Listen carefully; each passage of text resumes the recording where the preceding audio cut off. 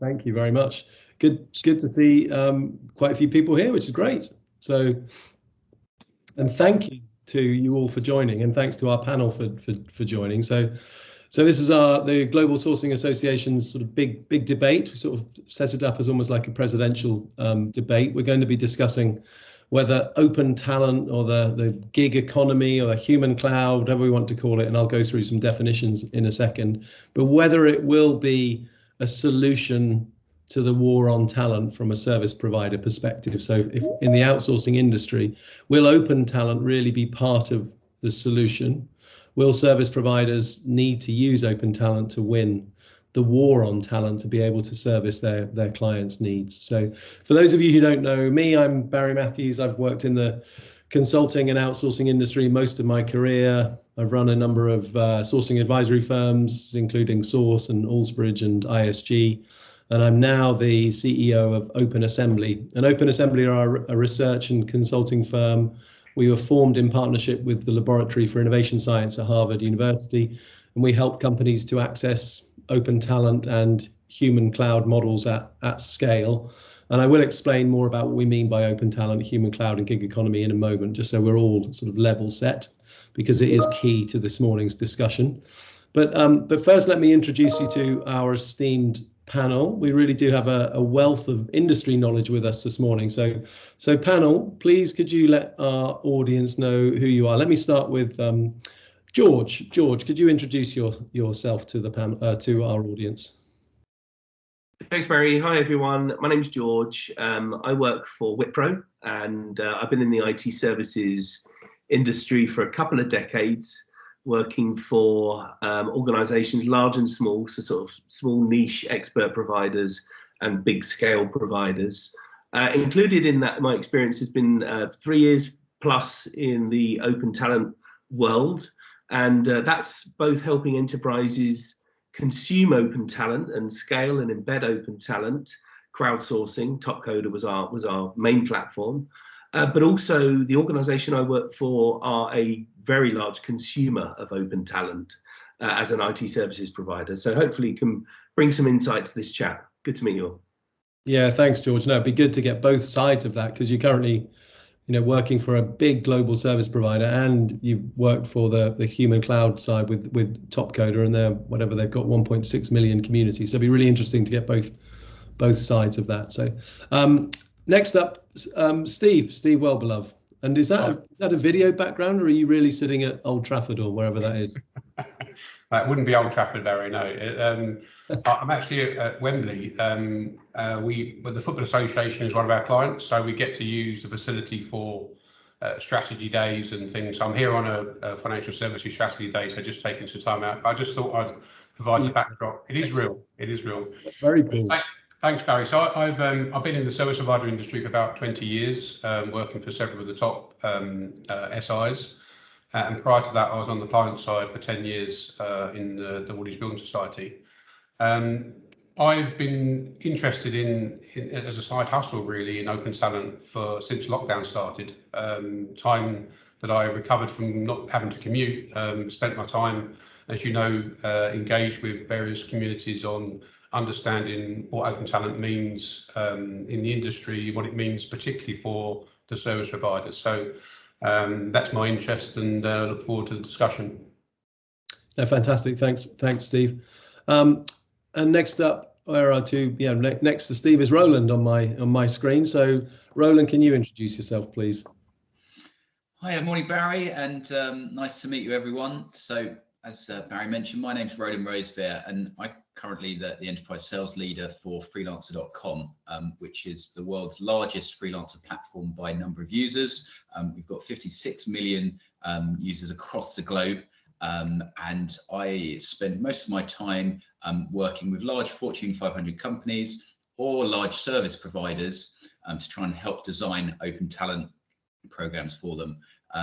Currently working with lots of interesting companies like Tech Mahindra and Infosys, IBM and Deloitte, and helping them to be able to kind of take advantage of open talent as an additional talent strategy. And before the last couple of years that I've spent in the open talent space, the 15 years prior or so was spent in the more traditional recruitment sector, placing IT contractors.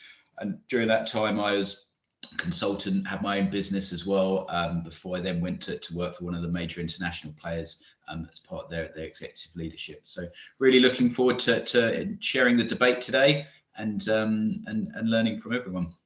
Thank you. Thanks, Roland. It's just incredible, really, if you take a step back and think there are 56 million people on a platform like freelancer.com, and that's one of several hundred platforms. You really begin to get a feel of the scale of this. And I know not all of those 56 million will be deployed at any one time, of course, and many of them will be registered on multiple platforms, and many of them will be doing it as a side hustle from the side of their desk. However, just the power of those 56 million and the data you collect on those 56 million people, you can really see how talent platforms could start to become very powerful in this whole war for talent in supporting enterprises. So thanks, Roland. And Cal, you're by last but by no means least. So welcome. Could you introduce yourself, please? Oh, and you are, I had to say it once, on mute. Had to be one of us. Callum Adamson, CEO of Distributed. We're a platform, enterprise-focused B2B platform to let large companies harness the power of globally distributed software development teams. Excellent, brilliant. I saw you won an award a couple of weeks ago. Do you want to tell the... Several. We got 6 this year. The biggest one's that one behind me, though, Deloitte Fast 50. We're number 32, which not high enough, but we'll be there next year. As we know, open talent, globally distributed teams, freelancers, only going to grow and grow and grow. So you'll see a lot more companies like us in that list. Yeah, and I think what Cal's company does is brilliant. It's almost like a hybrid model. You get the beauty of a distributed freelance curated team of experts, but managed by architects and delivery managers and QA managers that you would get to know, who are part of a fixed full-time team. So you almost get the best of both worlds. So, but we'll come on to that, I'm sure. So thank you guys for joining us. So for our audience, if you have questions as we go through this debate, please put them in the chat, and I'll come to them as I see them. So or please raise your hand. It's a fairly informal gathering, so feel free to speak up. I have a number of questions that I want to put to the audience, to the panel. But first up, I just wanted to level set with a couple of definitions and to set some context. So bear with me for a second while I pull up. There we go. So hopefully you guys can all see this. But I just wanted to make sure we're all clear on definitions for a couple of terms that we're going to use this morning. So the gig economy, we've all heard of the term, the gig economy. It often has quite a negative connotation or association, because I think the natural immediate assumption is we're talking about high volume, low quality. We think about Just Eat drivers or on their mopeds or Uber drivers or Lyft drivers, etc. I think that's what comes into people's heads. But actually we use it just as a catch-all term to describe the labour market, which is characterised by short-term contracts. So a lot of the freelancing models we'll talk about today are part of the gig economy.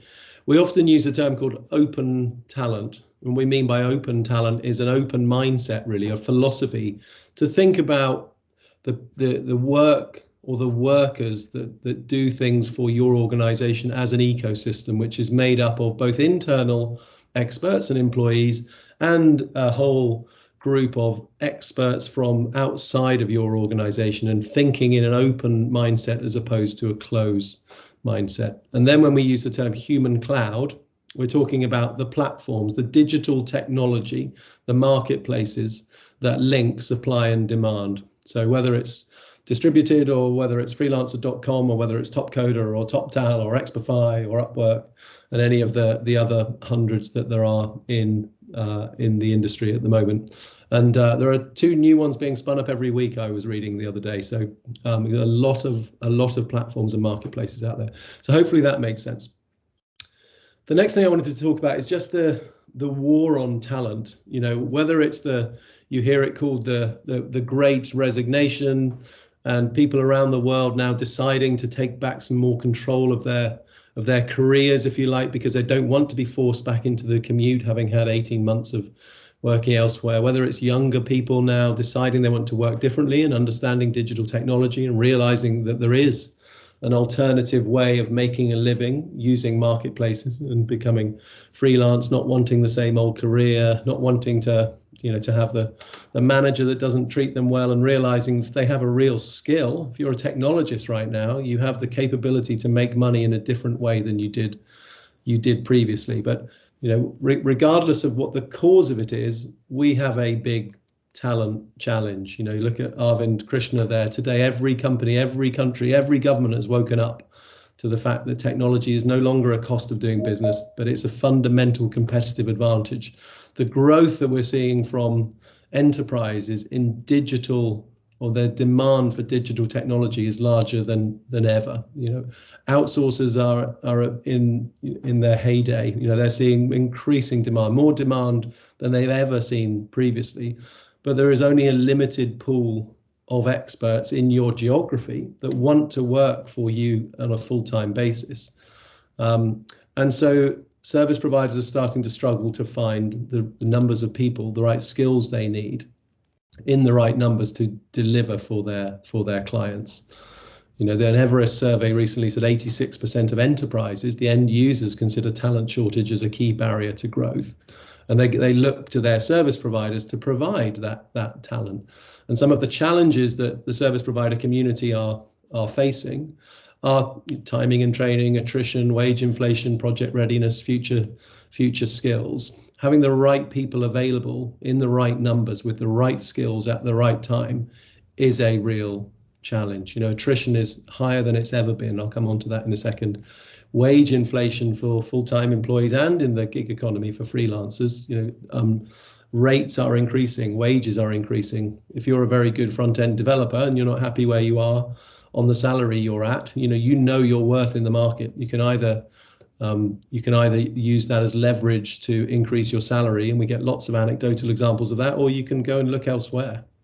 So there really is a challenge in the market, and a new way of thinking about recruitment, of renting rather than buying, accessing rather than owning, and having an ecosystem of different models that work alongside your full-time employees is the only way, we certainly think, and that's what we're going to be debating today, for service providers to be able to meet that challenge. Now, here's just a few really interesting statistics. The one that really jumped out at me was that one on the right-hand side, which I think was from the Indian Times, I think. Cognizant plans to hire, I thought it was 4,500 when I first read it. 45,000 graduates in Q4, with attrition rising to 33%. I mean, I just screenshotted that from my Google search on service provider attrition. But Cognizant's attrition is higher than its Indian peers, with TCS having the lowest attrition at 11, Wipro at 20, Infosys at 20, HCL Tech at 15. I mean, you don't have to be a mathematician to realize if you're hiring 45,000 graduates and your attrition is rising to 33%, you're going to have a massive, massive churn. But I did just a little bit of research with the brands at the bottom. 18,000 openings for Microsoft in August, just in August on LinkedIn. Oracle, 10,000 additional tech jobs required in September on LinkedIn. TCS looking to hire 77,000. Accenture hired 118,000. I mean, it's just the numbers are just astonishing. And so being able to keep that up, being able to compete in a world where those big brands are fishing in the same pool that every other service provider is fishing in, it just doesn't make sense, because you'll never win. Even if you offer 4-day weeks and increase salaries, it's going to impact your margins. It's such a difficult war to win if you continue to look at hiring talent in the same way. So we argue that an open talent model where you can access skills as opposed to owning all of the skills that you use is definitely required. And just the last thing I'll say is the first paragraph up there, the numbers are striking. According to Microsoft, there'll be a shortage of 160 million tech workers in 2025, 17 times wider than the gap was just a few years ago in 2019. So the numbers are really striking, and service providers have a real challenge on their hands. So let me come back and ask my panel a few questions. So actually, Abby, do you want to do the poll now before we get into the debate, and then do it again at the end? Yeah, that sounds good. I've popped the link in the chat, so if everyone could fill that in, that would be great. It's literally 2 questions. Okay, so let me just give you like 10 seconds to do that. So if you can just access the link in the chat and fill in the poll. And will we see what people are saying sort of live, or is it do we see it at the end? Yeah, so I'll keep an eye on it, and then I'll have some stats ready at the end for us. Okay, fine, because we might want to do it at the end and see whether people's minds have been changed by the discussion. Yeah, sure. I'll make another link and we can do that one at the end. Okay. Cool. So let me start with the panel discussion. And as I say to audience, please raise your hand, put questions in the chat, and let's try to make it as interactive as possible. So, Steve, I'm going to start with you. So do you think service providers can actually meet clients' requirements? I mean, you're seeing this, day in, day out. I've just put up there the Cognizant numbers and some of the Wipro numbers and the level of attrition. You're seeing massive demand from your clients. Do you think traditional models of recruitment and contracting will be sufficient to meet that increasing client demand or not? I think the easy answer, Barry, is no, it won't. I think there's definitely a use of open talent platforms in traditional methods around using MSPs, using direct recruitment, and contractors through agencies. So I think it isn't enough. I think from my experience, people get what open talent means and what it can deliver. The implementation of it is where the hard bit starts. So having contractors that are working with you to augment the existing workforce, there's processes and procedures that a company will have that means in some cases the contractor receiving a laptop. That's all fine when you're working locally and you can ship a laptop to someone, but the true sense of open talent and engaging people from around the world makes that very difficult. So that's a typical stumbling block, along with security, IP, connectivity through to systems, security, indemnity, liability. So there's lots of things that immediately come back at you when you try and discuss the use of these open talent platforms within the existing enterprise environment. I think you also touched on the fact that freelancer and the freelancer term strategy is kind of conjures up all sorts of concerns among senior directors from previous experiences. And even to the degree that calling something a flexible blended workforce strategy is probably a better term to use than the freelance strategy. So I think there's the answer is definitely no. We can't rely on the existing methods, but there are a lot of challenges to overcome in order to get the benefit of the open talent platforms. Yeah.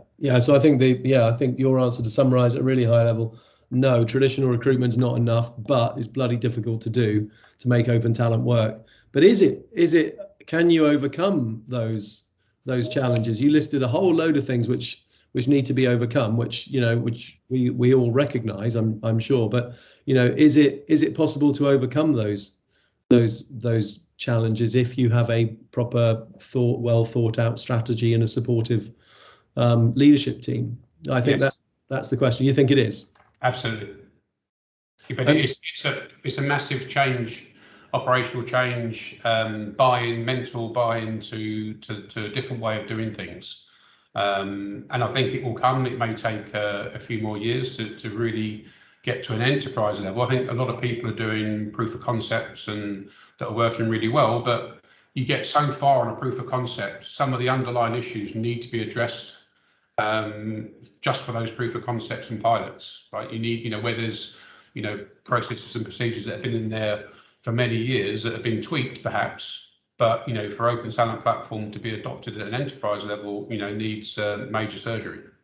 Yeah, and I absolutely agree, because I'm sort of living and breathing it every day. But any of my other panel members want to comment on that? Anybody have a different view or thoughts to enforce what Steve has just said? I'd probably contribute to that one as well, Stephen. There's also no doubt that there are a lot of perceived and real risks to overcome when adopting platforms in a large enterprise environment. I think the where we've got lots of customers who have been able to work that out quite successfully, and lots that have got caught down in the weeds and not really managed to progress. I think where the difference lies between the two that are successful and not is when there's that real overwhelming kind of executive support and momentum to want to make this happen. Because if there are people who look at it with too much skepticism, it's very easy just to get bogged down in things and just never get things going. And typically, I know when we're onboarding new customers, there's always a list of concerns at the beginning of the sales process. And I know for a fact they won't be concerns once we're actually up and running. But then there's other concerns that might pop up halfway through the process. But I think the people who are really successful are the people who are able to try and make steps forward in a kind of agile way, whilst limiting and managing the risk exposure and learning as they go along. And just building things step by step by step. And that's when people really achieve great things. It's interesting, Roland. I totally agree with what you just said. It's about change management, because conceptually, I think most people get it. They realize that, wow, if we really could get expert, freelance, flexible talent to augment our teams to deliver services to our clients, of course, why would we not want that? But as Steve said, it's incredibly difficult to do, but it's not insurmountable. We've been working with one service provider client probably the last 12 months now, actually, and we started out with a strategy, and then we went into various pilots, and now we're doing it at scale with, I think we've got 50 live contracts, putting sort of $1 million a quarter through a platform. And it made me smile a couple of weeks ago when I looked back to the first meetings we had with, we got all the stakeholders together, as you do. You get security and compliance and legal and IT and sales, everything, following sort of best practice. And those first meetings were brutal. They were basically all saying, this will never work. Yes, we're always going to be sending laptops. We'll never get over IR35. All of the typical things that I think we probably hear from compliance and security and audit and legal, and our client contracts will have to change. And now if I look back, having worked with them for that period of time, those people who were the naysayers are now our greatest supporters. They're actually now evangelizing the model to the client teams and saying, no, here's how you overcome it. We've got a new defined term in the contract for independent open talent professional. We've got a VDI solution. We've got, full audit rights. We've got all of this stuff, and they're now actually supporting it. So, it's just classic change management. And when that's in place, then you can start to make real headway and start to do things at scale. Great. Well, thanks, Steve. I think we've established it makes sense, and the traditional models aren't going to be sufficient, but it's difficult, and it needs a strategy. So, George, let me come to you. Do you think that's why it's taken so long for open talent models to take hold with enterprises, or are there other reasons? And just to give this some context, George worked at Topcoder for quite a while. Topcoder have been around for 20 years. I think they're now seeing some real growth, but it's been really hard, because what Topcoder do in the open talent world is run, they've got some of the best technologists in the world, and they typically run sort of competitive competitions, that sort of open source crowdsource model where you put a challenge up there and the best people in the world come back and compete for it, making work a really different model to having a traditional software development team. Is really difficult and requires lots of change management. And that might be one of the reasons why Topcoder's growth hasn't been as fast as maybe some of us thought it would. But are there other reasons, George? Why do you think it's taken so long? Yeah, I think some of the things that have just been spoken about. Steve mentioned some of the objections, IP, etc. Roland touched on the change management, and in my experience, it's been, I think the reason that we're at the beginning of the bell curve open talent is purely because of the seismic shift that it's going to take. And I mean size in terms of cloud proportions. And, that's a bold statement because we're going to talk about overhype later on. And so, but I genuinely believe this is a huge, huge change for organizations if they're going to be able to keep up and do this. So let's talk about the blockers. The blockers, I don't want strangers in my house. They might have a party, they might steal something, IP protection, or whether that's security policies, or two things about objections, in my opinion. Firstly, they're easy to overcome. Very easy to overcome. We do that with customers, and we've had to do that ourselves as Wipro to consume open talent. Second thing, objections, in my opinion, are only blockers that hide the real issue, and the real issue is change. And the real and the change, as Roland said, it has to come top down. You need a bold CEO, you need bold executives to go top down and say, we need to get on this train, otherwise it's going to come flying past us with our competitors on board and our challenges on board, etc. But not just top down, bottom up. I think, take when Agile came top down from organizations, there are some parts of the business that can run faster, but there are some parts of the business that don't necessarily have to change much. Perhaps they'll change their word project into epic, and they'll change store requirements into stories. They're actually, it doesn't necessarily apply to all parts of your organization. One size doesn't necessarily fit all. So top down is very important, but where we found success is not bottom up, but finding the innovators, finding the crazy ones, the ones that aren't afraid to break a few eggs. Help them run faster than anyone else, help them innovate faster. And then you find that FOMO takes over with other parts of the business when they're celebrating their success. They're like, why didn't I have this open talent? Why aren't I one of these organizations? So top down is really, really important. Yeah. The objections, I think, are, just blockers for change, and they can be really easily overcome. We've overcome them, our customers have overcome them, and throughout this discussion, no doubt, we're going to touch on a few more of those. I think I would agree with you, but I think there needs to be both, doesn't there? There needs to be that top-down sponsorship, which I think we've talked about already, and it does make a huge difference. If the CEO or the COO or the CHRO or wherever, somebody in the C-suite is sponsoring the open talent program and it's being treated as a proper program, then it's got budget and it's got a real mandate, I think the tick, absolutely, you need to have that in place.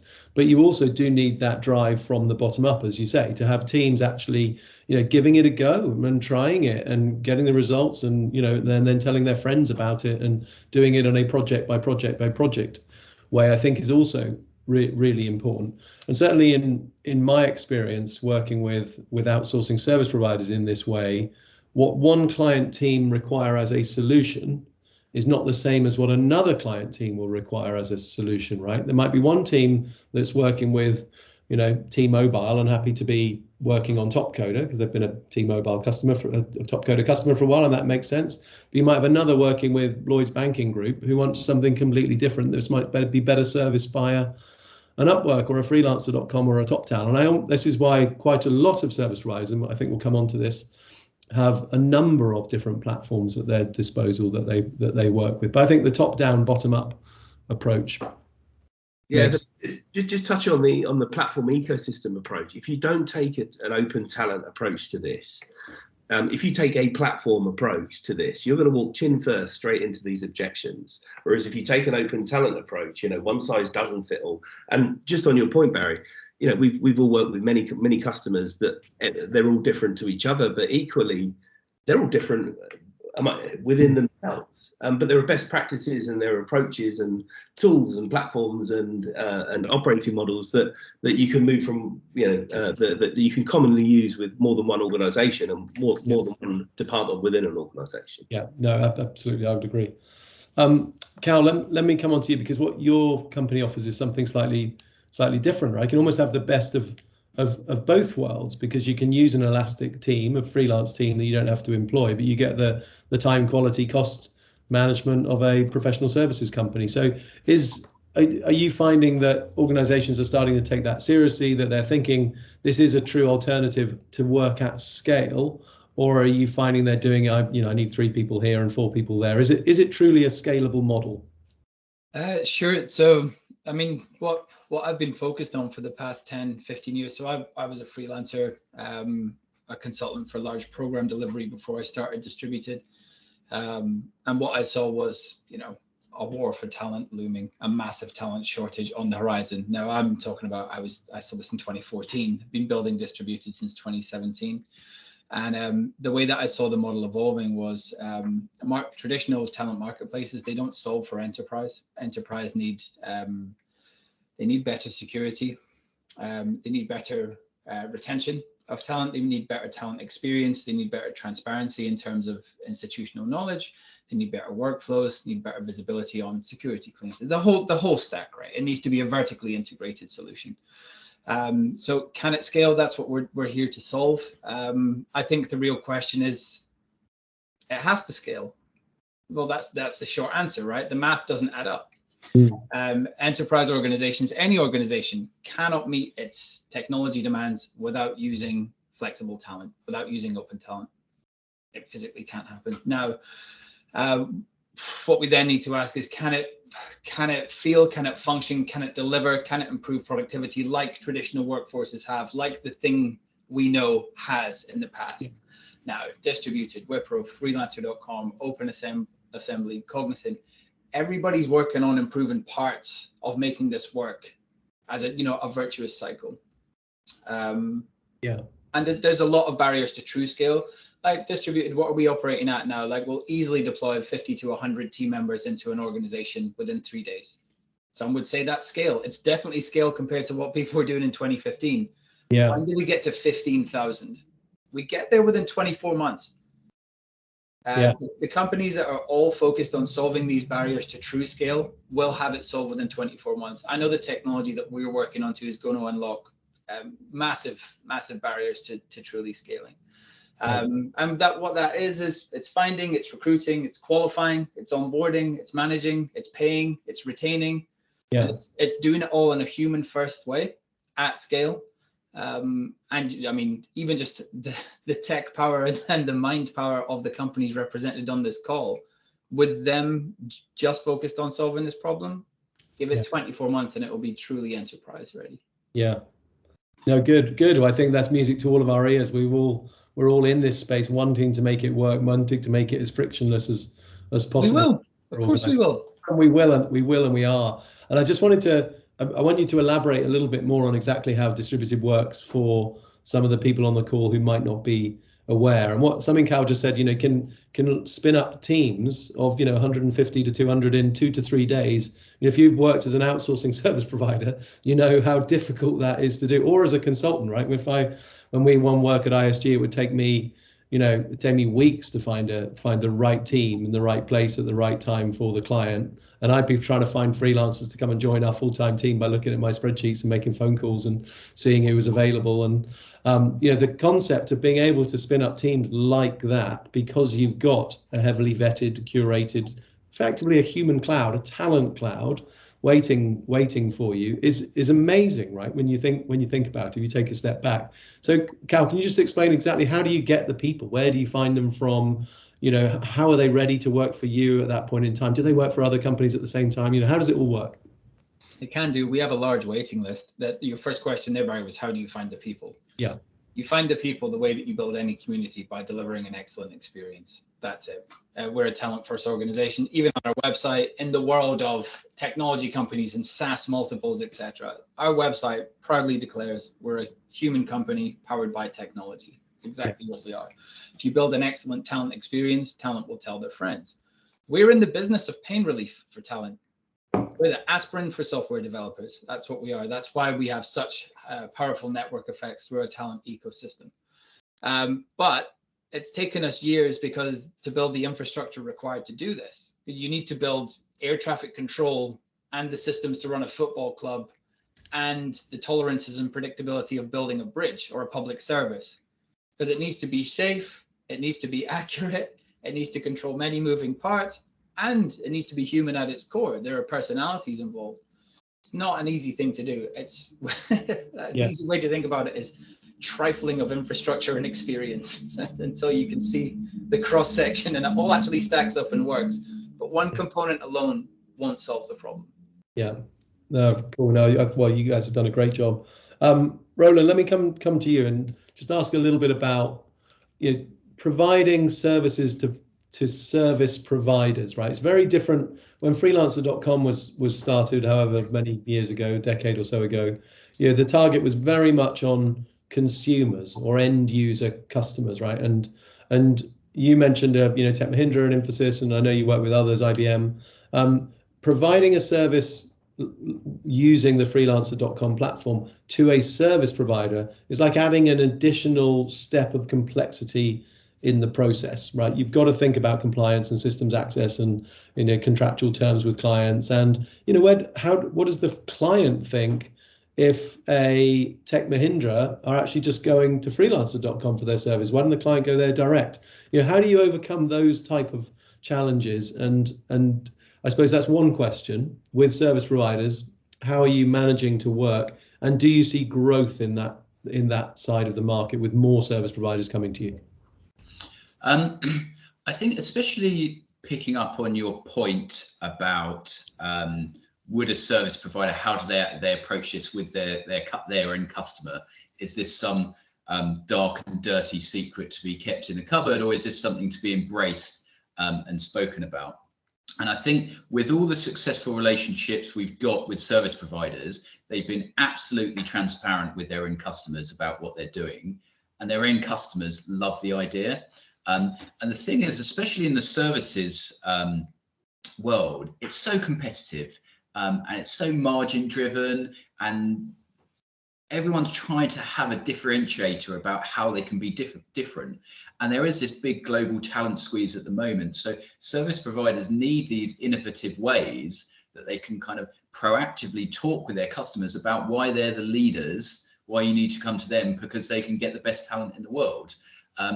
So I think that open conversation with their customers is really key.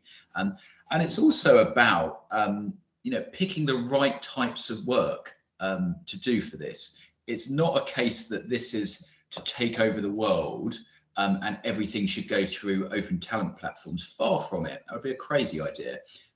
You know, you're always going to need a core permanent team of staff. You're always going to have to put some work out to other service providers within the supply chain. You're always going to have some people who are going to be, you know, traditional contractors who are engaged for fixed long periods of time on client site, kind of badged up as yourself.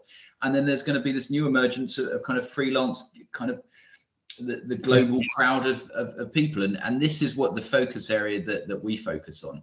And to your point, is this something that's, you know, developing and growing? Yes, absolutely. Prior to last year, we'd never had a service provider hire more than 200 people for a specific piece of work. This year, we've done that 3 times. And each 3 times we've hired over 200 people. We've spun that team up in less than a month, which is nuts. And no one else could have done that quickly. And just to clarify, this isn't, you know, pre-vetted pools of people that they've spent a year building and then dipping into. This is start to finish, like, right, we need a team, let's hit the button and go. In those instances, it's been picking areas which have been really well matched to open talent platforms, where we're picking the lower risk stuff, where we're picking the stuff that is task-based, where we don't need FTEs, where we don't need systems access, where the risk of commercial information is relatively low, and picking those bits that you can win at. And then as you develop things, then you can try and do some of the harder stuff. Yeah. And at one end of the spectrum, we have your kind of BPO type tasks, which might be transliteration or translation tasks, or, you know, really quite simple stuff to solve. And then at the other end, we're doing with service providers working, you know, with gig workers who are working on client site for Fortune 500 businesses with complete access to their networks and the whole piece. So, you know, that piece can be done, but it's an evolution as you get there. Yeah, absolutely. Oh, it does. It's great. It's great to hear that sort of growth as well. We are, as well. There's two anecdotal tales there of the scale increasing over the last 12 months or so. I think what's one of the things I think is quite important, and we tell customers when we start working together is, don't think of open talent as a way of replacing your traditional agency recruitment or your traditional contractors. Most of the they maybe not most of, but a number of the freelancers working inside the gig economy in the human cloud, they're not going to want to come and work for, let me pick IBM for the next 12 months. That's not why they're deciding to do projects, to do gigs, to use their skills for different customers. Don't think of them like that. If you want to find a freelance software developer for the next 12 months, you can of course find them in different ways. And there are many open talent platforms that do provide that, but it's not really the way to think about it. Think about splitting it up in a role, or don't think of roles, think of tasks and activities and small projects and outputs and deliverables. And that often helps them to get their head around it. And we spend a lot of time thinking about taskification, breaking activities down into tasks that can then be put onto open talent platforms rather than just hiring a project manager for 12 months of using a platform. And Barry, just to build on that point a bit, actually, because it's really key there and probably worth talking about when open talent really doesn't work. And so often at the beginning of a sales process, I'll get customer A in the services industry who said, we've got a real problem. We can't find .NET developers. We're based in Bracknell. Our permanent team have been looking for ages. We can't hire permanently. We've been out to our MSP. We can't find contractors. Right, can you help us? Okay, well, we'll try and help. And they're like, right, okay, so we need 40 hours a week people in Bracknell with .NET skills. And it's like, if all of these people have already searched this pond of talent, just asking us that question, we're just going to come up with exactly the same answer. We can't create talent that doesn't exist. If it's not there, it's not there. What we can do is, if you're prepared to rethink your question, we can find the talent in a different way and give you access to other talent pools that you haven't looked in at before. Yeah. But to be able to look in other talent pools, you need to get rid of your preconceptions of it's got to be based in this country. You need to move away from the idea that it's got to be 40 hours per week. You need to move away from the fact that they absolutely have to have your laptop for work, and getting the right balance of things to create these new pools, because freelancers aren't freelancers by accident. They've chosen to do it. A lot are doing side hustles. A lot might have caring commitments. A lot might be return to work parents who don't want 40 hours a week. That they've chosen this because they don't want to be commuting and doing 40 hours a week. So it's how do you embrace with them, I guess. Absolutely, that's part of the education, isn't it, and change management. But no, really important point. I see we have a question. So from someone I know who's working upstairs. So let me use that, ask that question to you all. A lot of people have said the market is overhyped. You guys are all have a vested interest in it, as do I. We're all peddling the same product or service because it's beneficial to us. So, you get these round tables like this and we're all saying the same thing. However, there's a lot of press, articles. I was just trying to think. In fact, it was someone from the GSA who said they've been talking to some analysts who said that this is way overhyped and it's not really a viable solution. So, let us try and put our sort of objective head on and say, is this overhyped? And I do have a view of it on this, because I think if you think of the gig economy as a whole, which is, I can't remember how many, 4 point something trillion, I think. You think of human cloud platforms, the vast majority are all serving the consumer market, and the Ubers and Lyfts and what have you. The B2B market for human cloud is still pretty small. I think it's a couple of billion, but it is growing. So it is, in a way, maybe in terms of its usage right now, you could argue that it's overhyped. But in terms of its potential to specifically to solve the talent challenge, it's not at all overhyped. I don't think enough people even understand its massive potential. I think it's going to transform the way we work, the way we outsource, the way we recruit, the way we consult. I think it changes what we think about as a job, personally, and the way we work. So I think it's got so much potential. It's not at all overhyped. But I can see why some would say that it might be. But your views, Cal. I can I can see you have a view on this in capitals. I don't even need a view on it. History will tell the story for me, right? This is the century of talent. It's the next industrial revolution. We are still offices, still working in ways that only exist because people used to have to go to factories. Yeah. Where you work is now on the terminal. Where are we all today? Let's just look at my day from last night to this morning, right? Person that brought in my groceries, freelancer. Person that brought me my breakfast this morning, freelancer. Person that built this platform that we're all talking on, freelancer. This used to be Skype, remember? Yeah. This is absolutely, this century will be defined by the changing of our workforces into a freelance and independent talent model. Absolutely. Not even close to being overhyped. In fact, people are sleepwalking into trouble if they're not buying the hype at this point. Excellent. Love it. I often say that, you know, my very sort of noddy analogy, and if you've listened to our podcast, you'll have heard me say this before, is that pre-industrial revolution, agricultural revolution, if you like, you know, if we were good at making things as artisans, we'd take them to market and we'd sell them. And, you know, if I was good at making bottles, I'd take it to market and sell it and I'd make some money. And then the industrial revolution came along, as Cal said, and factory owners encouraged us to go and work in offices and get security, and we get a salary and we get pension and we get paid holiday, and we just all got used to that over a few hundred years. You can see how much I'm simplifying this. And then digital technology came along, and suddenly if we're good at making bottles, that's our passion, we can stick them on Etsy. And if we're good at software development, we can, you know, we can see if we can pass Cal's test and work for distributed. And if we're good at marketing or technology or whatever, we can join freelancer.com, and we can suddenly take back control of our careers, if you like. And I hate that term politically, but you know, we can follow our passions and make money from our passions in digital tech, regardless. That's it, Barry. It's not about building careers anymore. It's about building lives. That's what people don't understand. Yeah. No, love it. I love that. I think that's really important point. I've got something, Barry, just on that. I mean, you could argue, you know, that a lot of these things are overhyped. I mean, we discussed before about automation when that was first introduced.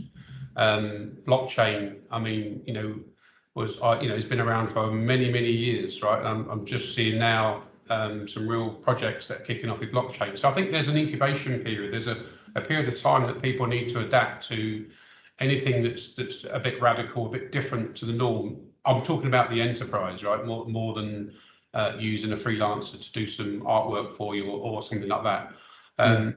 People are saying that open talent's the new outsourcing. I think that's a bit too far. I think it will be a component of how you do outsourcing.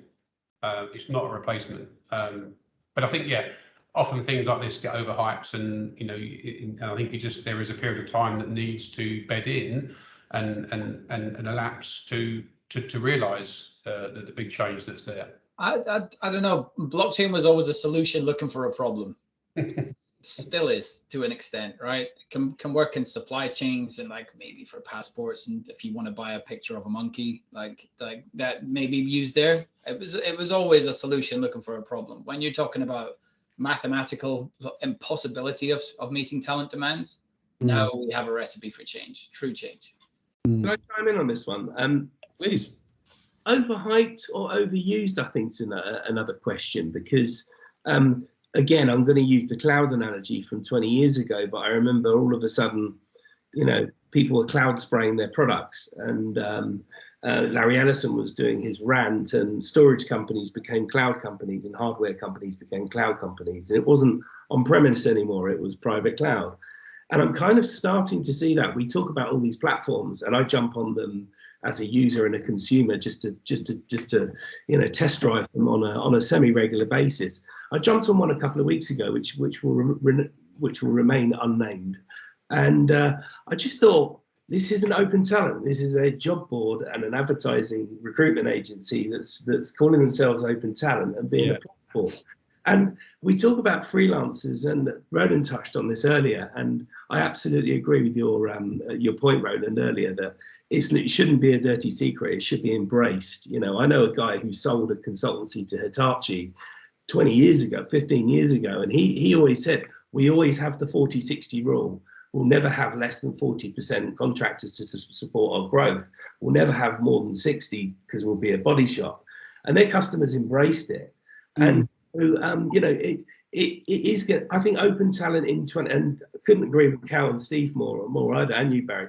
You know, open talent in 20 years' time will just be talent. It won't be open talent. It will be part of the way we have grown and evolved and moved into this next revolution. But yeah, is it overused? You know, I've seen some platforms where I've thought, you're a recruitment agency and you're using the open, but I think that's good, because I think it opens the debate. I think it opens the conversation about what is open talent. Is it, you know, because you can put on-demand talent amongst your traditional ways of working to retrain. You know, there's so many different components and ways that open talent is going to evolve. Yes, it's being overused, but good, you know, because at that it's not overhyped enough.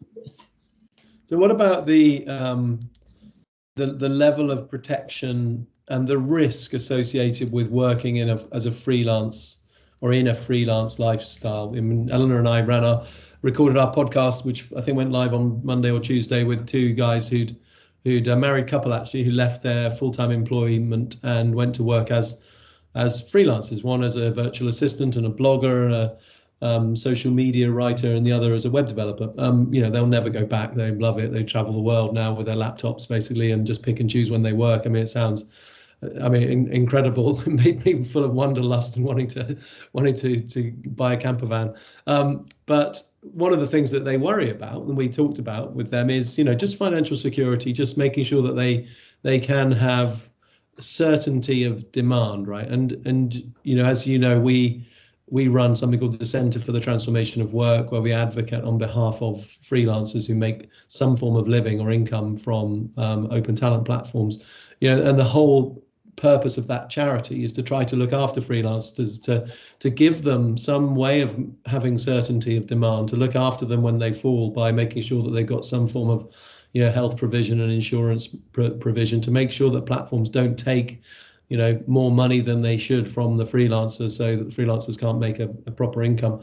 And I do worry that society, governments, legislation is so way behind the future of work that it is quite a risk for freelancers. You know, you leave your employment, you decide to work as a freelancer, you break your arm or leg in a car crash, you're not paying insurance, you're out, you don't have the NHS because you live in a different country. You know, what happens to you? You know, I mean, it's sort of I don't think we've got the safety net in place yet, and I think we should. And what are you guys' views on that? Well, it's part of what we're focused on. So our mission at Distributed is independent careers with more benefits than permanent employment. That's what we seek to deliver. That's the whole reason why we exist, with us being talent first. Loads of people focused on solving that for independent career specialists. Lots and lots of people, whether it's income protection, pension planning, healthcare, etc. There must be at least 50 companies that come to mind that are focused on solving that. The government solution, IR35 is a joke. That needs reform. It classes, the same, like Barry, you can deliver the same pizza, right? But we don't write the same level of JavaScript. It's a very, very different classification of work and a very different classification of engagement. But again, give it 24 months, there'll be lots of solutions in place. Yeah. Let's talk about the really important one, which is the mental health well-being. You know, these people are out there lonely, sometimes working without that organisation around them, without the HR team around them of an enterprise that would typically look after that really important element. So yeah, that's a factor as well. Yeah, no, of course it is. I totally agree. I don't know, George. I think you're giving a lot of cred to enterprise HR orgs. I've worked in those companies.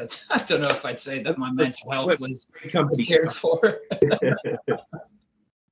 There are, I mean, some communities, some platforms are so much better than others. You know, we did a Centre for the Transformation of Work call on this last week, and Topcoder talked about what they do for their community, and I know obviously so many others do the same, but not all freelance platforms do give the same level of support to their community as some of those others do, and there will definitely be loneliness out there, right? It's harder for, it's dog eat dog, and it really is survival of the fittest. If you're not very good at something as at your skill, and you give up work and put yourself on a freelance lifestyle and freelance platform, you might not get much work. But then I suppose you'll go back to some form of full-time of income. But it is like I say, it's a real marketplace, right? And it is survival of the fittest. And not everybody. Look at the math of that, Barry. 56 million people on freelancer.com. What is it? 85% of the work goes to probably 5 to 10% of those people, or 5% of the revenue. It is tough. But especially, this is why you need to be a human first org when you're working with open talent. Yeah. These people take on a great burden of pain, a great amount of risk to do what they do. And by the way, they're only as good as their last job. Their entire reputation is on the line every time they work on something. Absolutely. So it's tough for them. But look at us all in this call talking about it now. We got some power in this room. Cognizant, Wipro, freelancer.com, all focused on it. Yeah. It will change. Yeah, absolutely. No, I agree. Let me come to one of the questions in the chat. So Erdem has asked us, what do you think about those countries outside of the EU? Won't they have a massive issue implementing freelance business models because of GDPR? Anybody have a perspective on that? Not just GDPR. I mean, there are some countries who can't physically work with people from certain countries. There are certain rules and regulations about which countries people can and can't work with. So it's just an extension of that question. Does that then preclude and prevent people? Is that fair? But back to the question. GDPR is a big, wide question, and I think if you're looking at data governance, if you're looking at all the processes involved to protect your organisation from things such as GDPR, then it's back to the processes that you need to relook at and and ensure. If you're consuming open talent, whether you're a service provider or providing that service to a customer, an end customer, you will have done the checks and balances, and building open talent into those checks and balances, GDPR or IP protection or anything else, is part of that whole process that we all talk about. I guess the question is, does that process need to be as hard as people try and make it? As a consumer of open talent, we've got Top Coder, we've got Top Gear, we've got pools of open talent working at Wipro, for us and for our customers. And when we took a look at our own processes in order to enable that and to speed that up and to protect our customers and to protect us, it turned out that there were friction points that didn't need to be there. Why did it take 7 days to onboard somebody? Why can't that be 1 day? And then as you unravel that and pull the right people from your organization together, including risk and compliance, including security, including HR, including operations and people that give out the laptops, when you really, really take a good look at your processes, you can work out pretty quickly that you're causing your own friction through your own growth, and re-looking at it is actually easier than you'd think. That's a stab at that question. Anyone else? I was just going to say that the other thing, when you're looking at risk in the wider context of things, we've never actually had GDPR become a sticking point on anything that we're doing, hiring international freelancers. Exactly what George mentioned. We've got a number of countries where an enterprise will say, we can't hire people from here, and here based on policy. But what's more important than getting too bogged down in the regulations is taking a step back and just starting off with a common sense approach and looking at the risk rather than starting with the regulation, and just think, what are we trying to achieve here? What data are we exposing? Is this the right kind of work to give to a freelancer, or is working on a top secret patent for something we're doing, something that should be kept inside our group? And if you can start with a more common sense approach, you generally find that after looking at that, everything from a regulatory point of view kind of follows suit within that, but just start with some common sense. I just saw, very, very good points, and then I just saw Erdem's response to that. Obviously, no one has worked with Germans yet. We have. Yeah, we have. And there are some big, open talent platforms in in Germany. You know, we were talking to Vicoland the other day, based in Germany, Comatch, who are management consultants who are incredibly successful, based in Munich, I think, and there are lots of others as well. George, I think you're on mute. Rights. Oh, if you get past the working rights regulations in Germany, then you've cracked Europe pretty much, and the world. Yeah, exactly. Is the benchmark. So I can see my wife has asked another question. There are so many different models to access open talent, platforms of all flavors, VCOs, competitions, etc. Is that a symptom of where we are in the life cycle, and there will be a lot of consolidation, stroke simplification, or do you think it's a sign of the huge potential and we're likely to see even more models arising? So are we going to see more variety, as there's going to be? Is it going to be focused on industry and function, or are we going to see more consolidation and there'll be one Amazon.com of the talent world? What are your thoughts? I think a bit of both, and you can almost compare it to recruitment agencies in some aspects, because you're always going to get a couple of major big players that are going to be there, but you will also have some really specialist particular communities that are very niche and off-piste, which are better off served by an individual contributor, individual organization. But I think, you know, there will be 2-3 large major platforms which continue to grow. There's already, you know, a bit of acquisition in this space at the moment. I think they'll continue to grow more, but there will be room for other platforms as well, but of more of a very niche specialist nature, I'd imagine. Also, or people, you know, like Callum's business, where they're offering something different. Yeah. You know, there's an additional service which makes it different from the main platforms. Yeah.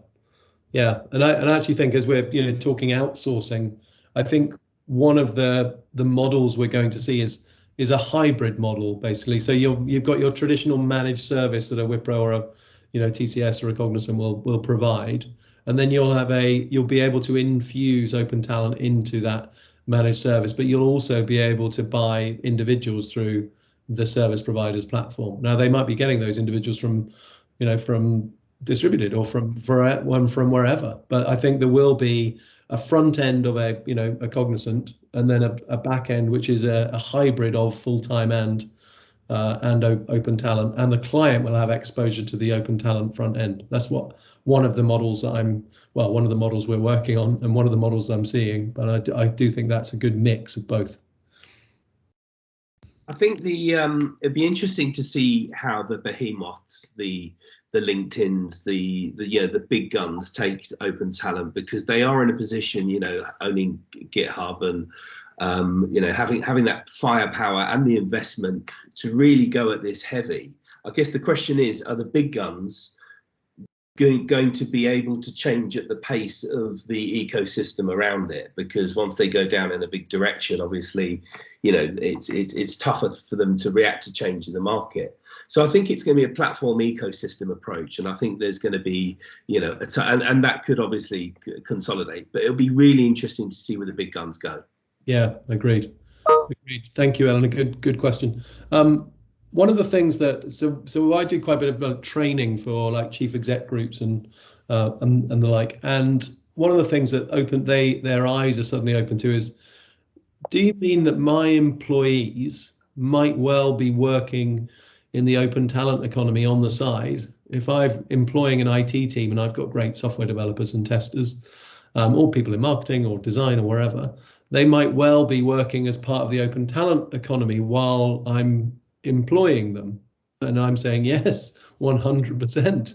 You know, they might have supplemented their income previously by getting a job in a bar or working as an Uber driver or what have you. But yes, absolutely. If they've got a skill and they want to earn some more cash, they have an absolute obvious way of doing that, and they will be doing that. What's the problem with that? Now, some employers say, you know, absolutely not. If I found out about that, I would sack them. And others are saying, yeah, of course. Yeah, embrace it. We encourage it because they're getting better at their skills. They're still doing a great job for us. We measure them on their output. So what's your view on that? And do you think we'll need to see employment, you know, rules, legislation, contracts change to encompass this? I got a different take on that for you, Barry. Use it as a retention method. What we're seeing with our enterprise customers is, you know, we're telling them what why our contractors are contractors. They want variety and control. Yeah. And they want stability built into that too. The reason why your team members, software developers, are only staying for 18 months, they want variety and control. They want the safety of permanent employment. They're effectively hacking the employment system, right? Yeah. If you could build variety and control into your employment model, release them for a quarter into the open talent ecosystem, and then bring them back into the fold, your retention numbers are going to go through the roof. Yeah, absolutely. But it takes a very progressive employer to think like that. There aren't that many progressive employers. But we're not here for 2 years. We're here for 20. We're here for 30. Amazon's 26 years old, right? So when you say, will there be an Amazon.com? Yeah, in like 30 years. Yeah. Yeah. They will get there. The problem is so large and needs to be solved at such a pace. They will get there. Yeah. Question for you, Barry.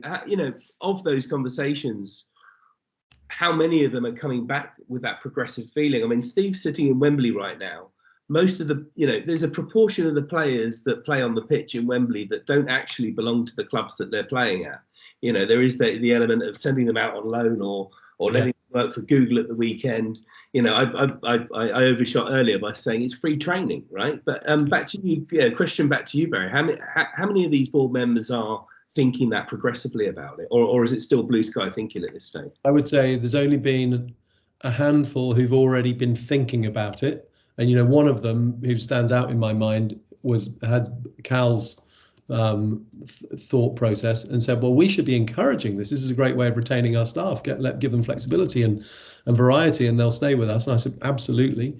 I would say, though, for every one of him, there's only probably a cast of 100. There's probably 5 who've said, oh, no way, no, never. I would never. I suppose they could do what they like when they're at home, but if I find them working on anything else during my watch, I'll sack them. And and these are employers of thousands of people, right? So that's really interesting. I'd say probably the most, though, are in the middle and saying, this is interesting. We really need to think about this, because it's attitudes like that are responsible for why the S&P gets replaced so fast. Yeah, absolutely, yeah. So part of what we're doing is educating them. So, and part of, I think, a solution to enabling organizations and leaders to think differently stands in internal talent platforms. And so for people who aren't aware of internal talent platforms, so there's a growing number of them and a growing trend to put your employees in as a transparent way as possible, their skills and competencies,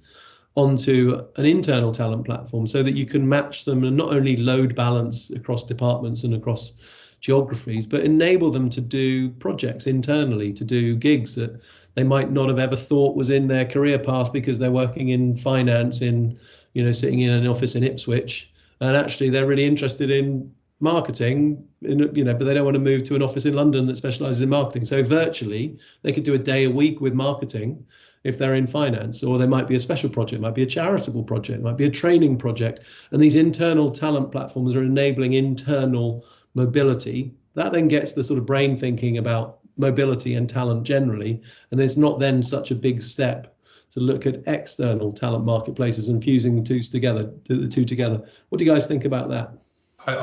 If I just jump in, I think you're spot on, Barry. I think it's a good way of introducing the concept of an internal gig economy for large enterprises that struggle with the concept of augmenting external open talent platforms to, with all the issues we've spoken about before. I think it enables, the key thing really is on the attrition issue is around, as Callum just said, around that variety and control. You need to give your internal employees a richness of opportunity, which is difficult because, most of our employees in professional services, service providers, is on billability. You mentioned earlier on, do we go down to a 4-day week to give them a day to train and a day to work on internal projects? Yeah.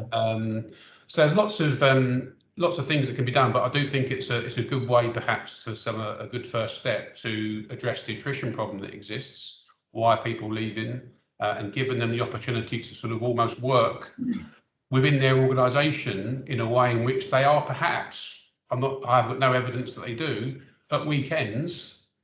Because they're interested in that sort of stuff, earning some side money, right? So I think they're almost used to doing it, whether the company knows it or not, or whether it's right or wrong. but it will just give them that same thing. Oh, the company's offering the same sort of thing. That's great. I think that's spot on, Stephen, as well, especially from the talent perspective. That the other part of the jigsaw, which is really important, because we deployed something like this for Deloitte for their US business, and we built them an internal talent marketplace. And the reason they were doing that was because they saw the future coming with the human cloud, and they knew that as a business they needed to be able to adapt. But when we talk about that initial change management piece of like, how does a business the size of Deloitte start to rethink the way they distribute work? You know, they're all in this FTE mindset. They wanted the internal gig thing so they could practice at being more agile internally. And when you're doing that, you can work, and there isn't the problem of trust, giving stuff to people outside the organization or who's this. So it's almost a way to practice and change your way of working internally. And now what Deloitte are now doing is now flipping the switch so they can post the project internally and then see if anybody can do it as the first thing. And then if not, you go, right, look out to the cloud now. And then you can go and find someone externally. And already their mindset is working in the right way. That's a nice piece of strategy, Roland. I like it. Little progressive immersion with no risk whatsoever. Really nice. Yeah, absolutely. Great. So last couple of questions from me and to the audience. If you have questions, please stick them in the chat. Oh, I see somebody has stuck their hand up there. Chris, have you got a question? Yeah, I was wondering how the panel members see the distribution between internal talent pools and public talent pools. So private, where companies build their own talent pools to tap into, maybe after they have reviewed, let's say, the employees, the internal talent markets. So how do you see, and when do you use a private talent pool, and when would you use a more public talent pool, maybe like the ones that are represented? Yeah. So yeah, go on, George. Yeah, cool. So Wipro started a internal talent pool by accident.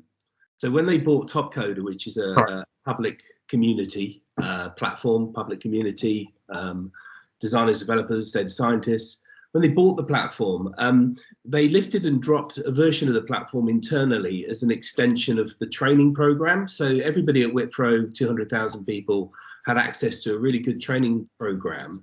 But what they decided was, why don't we add tasks and competitions as an extension to the training? And that flipped itself within a year. And now that's actually the go-to internal crowdsourcing platform. It does more challenges than the external public-facing crowdsourcing platform. So in terms of workforce transformation, it's accidentally flipped itself. And to Barry's point earlier, we can see if our best blockchain developer, based on rankings, ratings, amount of competition, quality of code, is actually doing a menial data center task somewhere else, and HR could actually recognize. I think the question was more around what is the go-to. So with Wipro, for example, if we've got an MSA with a customer that doesn't have a public crowd addendum, i.e. we haven't told them that we haven't agreed with them that we're going to take an open talent model to this, it's being done, traditionally delivered, then we can very quickly turn to our own internal talent pool crowdsourcing and find a answer to a question, whether it's for $5 or $1 or for $300, back to taskification.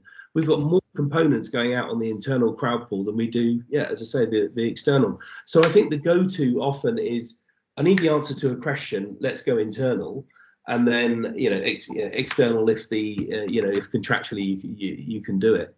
But yeah, I mean, it's really works well for us. And we're also building this, like Roland said, we're also building this for other organizations as well. We've got a telco that's building their own, digital skills platform as well. So we can take all those learnings, to them.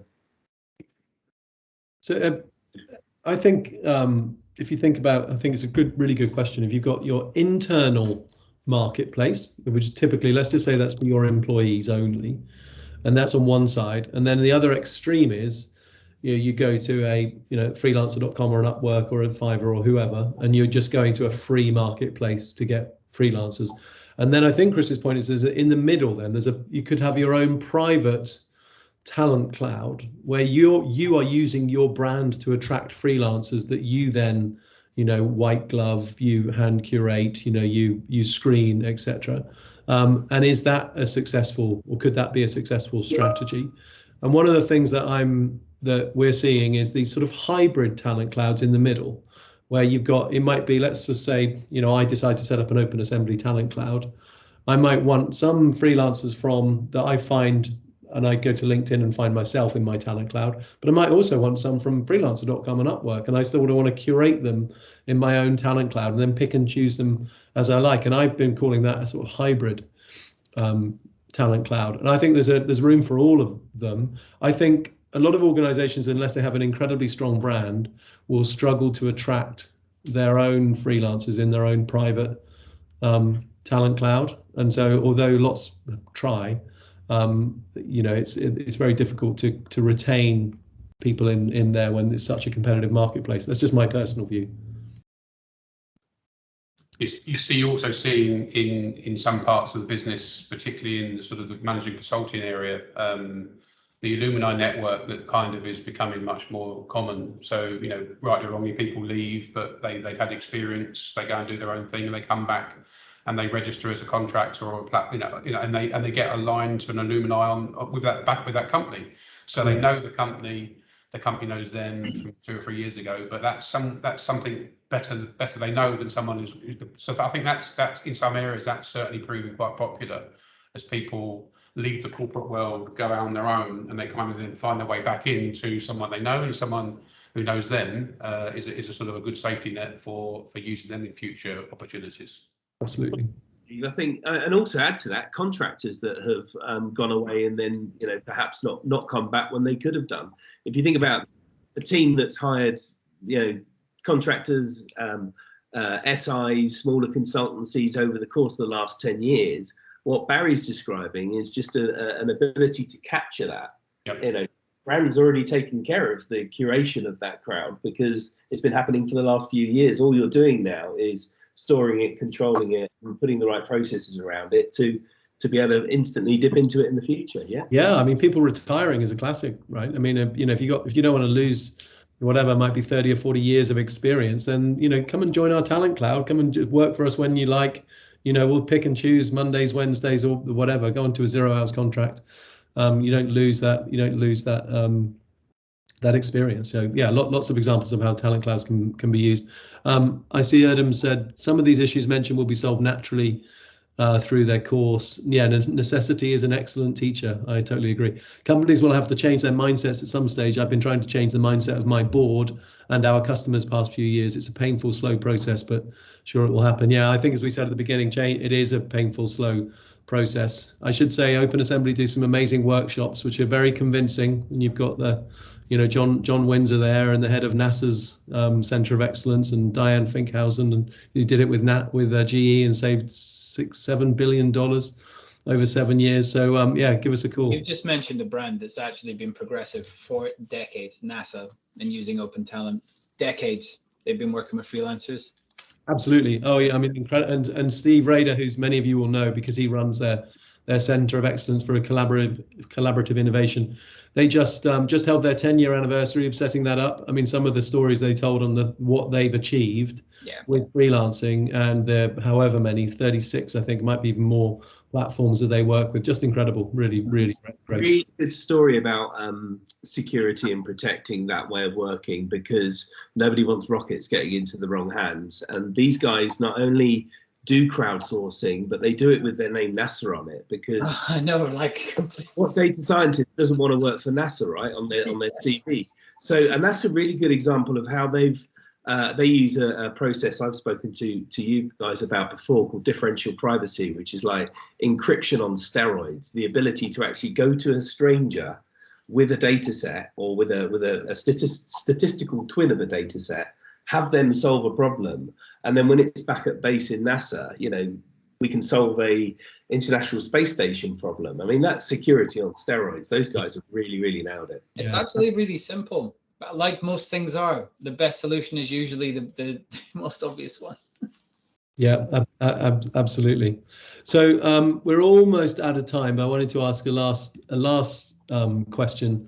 So I see we might have a couple more in the chat actually, but do you think we'll come to a time from an outsourcing perspective when clients are, let's say they're asking an ISG to run an RFP, and they'll have like IBM and Wipro and TCS, but then they'll also have freelancer.com and Upwork, and of course distributed in the mix. So you'll see open talent marketplaces as well as sort of like hybrids competing with traditional service providers. Do you think that's very far away?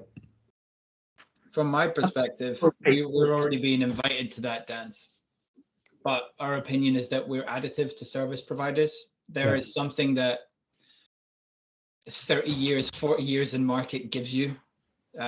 Customer control, workflows, security procedures, knowledge of end product, etc., that makes sense for us to be more additive than disruptive. Yeah. That's our stance on it anyway. Yeah. No, I think that makes sense. So you have an ecosystem play where you use distributed for some things and you'll use Wipro for others. And then the service providers become the app store effectively for all these ecosystems to come through. Yeah, that's a really good way of looking at it. I thought of it like an app store.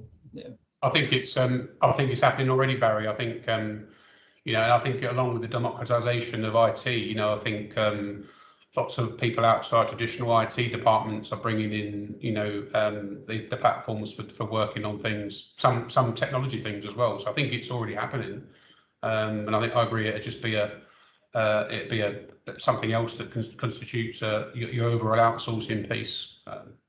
Yeah. I think the two can definitely cohabit as well. It's like contractors, for instance. There's nothing wrong with a customer employing contractors themselves and also having Cognizant in to deliver work. It's all just having people to do work. It's just that the service wrapper that comes around it and the nature of the delivery will change. Yeah, no, I would agree. Interesting though, right? Even a couple of years ago, you couldn't have dreamt of having a freelancer or an Upwork alongside those other big names in a sort of client, RFP type scenario. So things are moving really fast. I see Kerry's asked the question about, are your customers enterprise buyers or also service providers? We have actually chatted about that already, right? And we know, we've talked about Tech Mahindra and Infosys and IBM and others. So we know that their service providers are all using the platforms. And I know it's the same for you, Cal. You're starting to see service providers show interest in your services as part of the solution as well as alongside. So as you say, additive, but your customers could be service providers as well, of course. They are. Yeah. Already are. Yeah. Yeah, absolutely. And Mahir has just asked the question, which industries do you think will experience this transformation faster? Great question. This is the luxury that I currently sit in. We only work with software development, right? It's harder to do if you're a baker, an architect, a lawyer, etc. Those are all industries that, like, I see the world through a thin sliver of reality. And our industry, first and easiest. Yeah. I don't have an opinion on the rest because I spend 90 hours a week thinking about this one.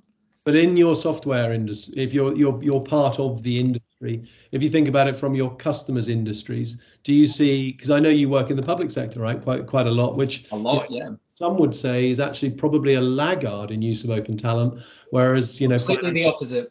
Yeah. So exactly. Yeah. So so your customers are cross industry, right?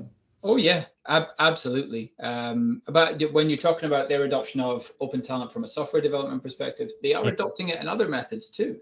Yeah. Customer service, BPO, etc. I know that's already happening. But other industries and sectors, again, I'm too shallow to claim expertise. I'm too shallow in my knowledge base, so I'd never speak on behalf of them.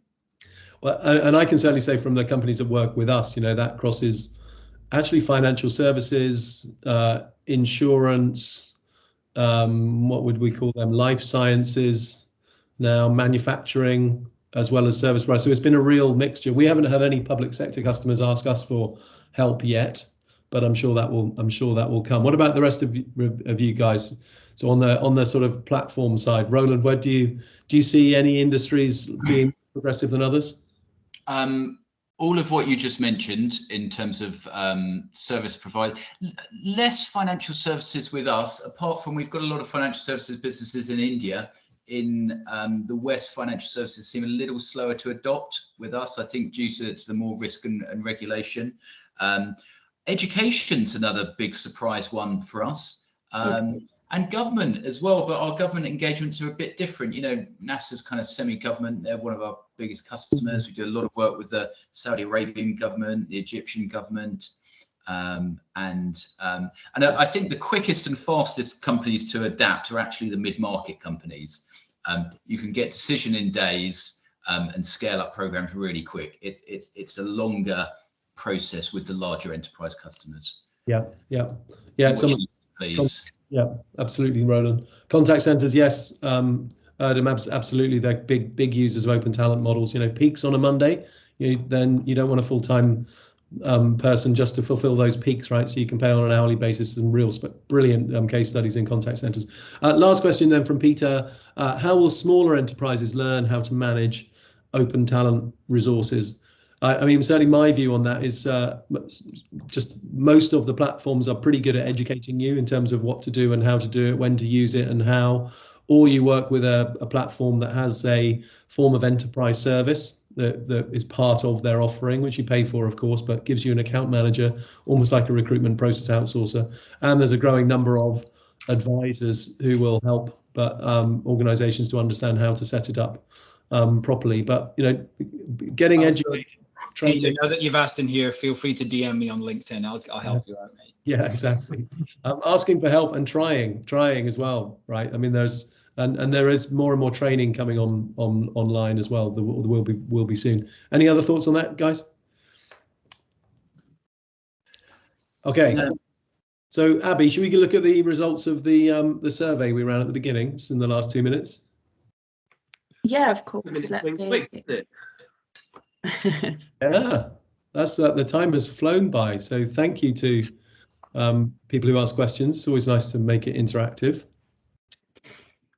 So I've got the results of what people thought at the beginning, and I think what we'll do is we'll send out the second survey to see what people think now to your emails, and then we can publish that when we publish the recording.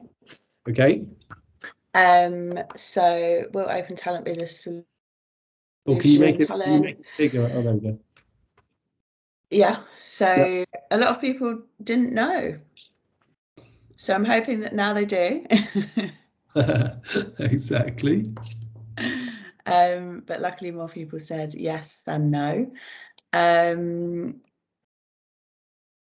then the service provider win in the use of open talent is very mixed there.